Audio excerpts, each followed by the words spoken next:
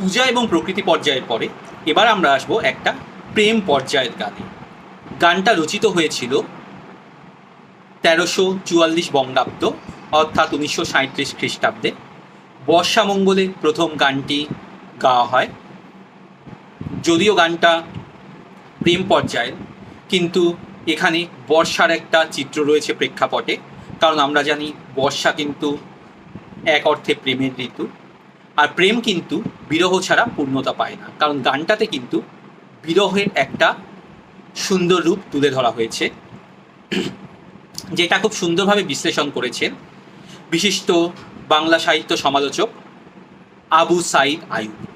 তার মতে এই গানটা একজন প্রেমিকের অনেক বছর পরে তার প্রাক্তন প্রেমিকার কথা মনে করাচ্ছে, যেখানে তিনি তার প্রেমিকার কাছে যখন বিদায় চাইতে গেছিলেন, প্রেমিকা তাকে খুব সহজে বিদায় দিয়েছিলেন, চোখ তুলে চাননি এবং মুখের দিকে তাকাননি।